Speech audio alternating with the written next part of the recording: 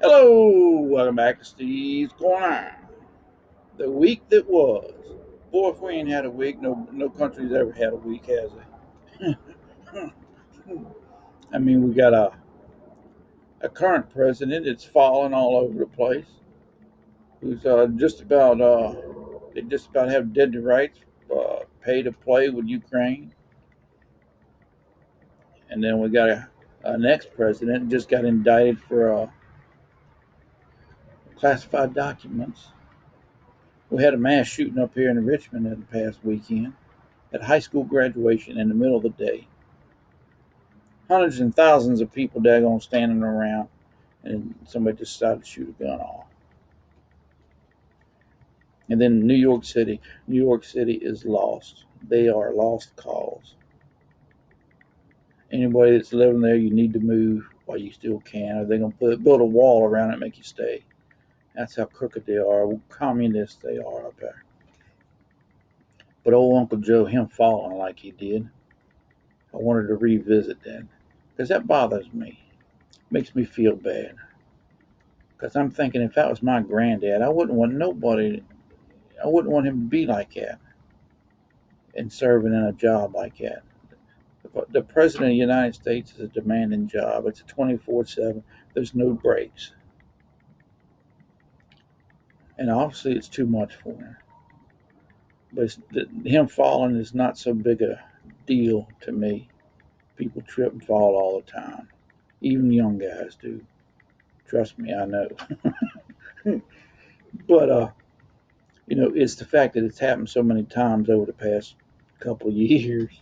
You know, it's become something that he does. It's not an out of the ordinary thing. There's no telling how many times he's fallen in the White House and nobody says anything. And that's bad. That's where it gets me. I wouldn't want Dad to be somewhere like that, or Mom, or my grandparents. No, I'd have to have a talk with them, just like taking the keys away from a senior when they get it where they can't drive anymore. You don't want them to hurt themselves or somebody else. It's the same here. If he falls and gets knocked unconscious, has a head injury or something, then he's hurting the country. Because then we got to get Tommy Harris up there, and him being in the state that he's in. I mean, there's no telling what he does when he goes behind the scenes one on one with a leader from a foreign country. You know, in my mind, I'm thinking they're eating his lunch stock, and he ain't even aware of it. That's the scary part of it too. But it's upsetting because you don't want to see seniors like that out there falling, mumbling the words, and stuff like that. You don't, and especially if they're a loved one. I don't see how his family puts up with it. They're using him, is what they're doing. And then Trump and just got indicted on them mishandling of secret documents or whatever. I mean, you've had a dozen people in the past few years done the same thing, and they ain't done a thing to them. It looks bad. Whether it is or not, it looks bad. It walks like a duck, talks like a duck. Chances are it's a duck. Well, this looks criminal. Chances are it is. I mean, as far as indicting him, it looks crooked. You know, and it's that two-tier justice system we got. It's going to be hard for the American people to gain respect for the FBI and CIA and the government in general, when stuff like this keeps happening. You know, you either crucify one or you crucify them all. You can't do one or the other, and they're crucifying one, not everybody. And justice needs to be blind and go after everybody. Well, then daggone it ought to go after everybody. You know what I mean? I don't know. It looks like election interference to me. It just does. I mean, who are they going to take out? They want to take out the top guy that is in the lead. You know, it looks crooked. And then you got that mass shooting we had up there in Richmond at a graduation. Poor boy just got his daggone diploma.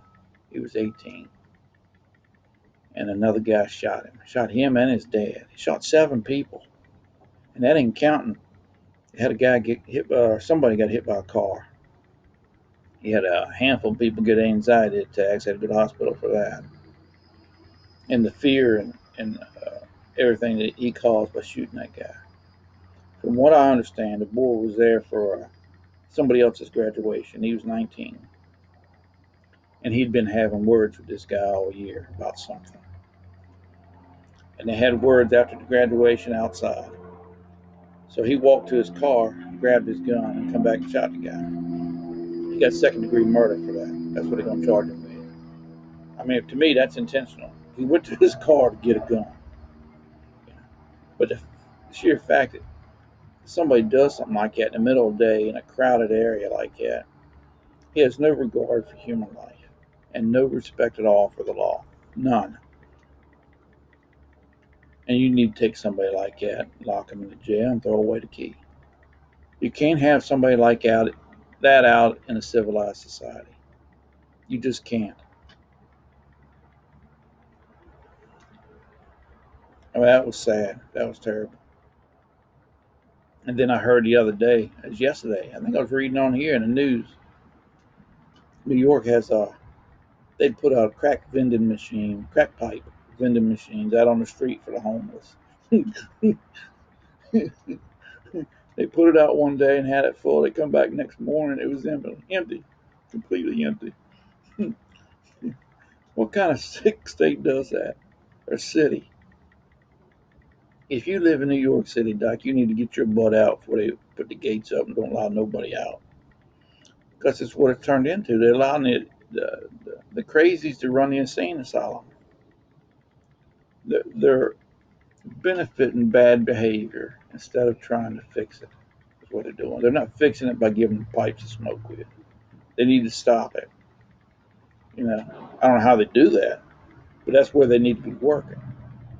It's just crazy. The whole world has gone upside down, man. I don't know. I decided to take a 4-day weekend this weekend. Went fishing this morning.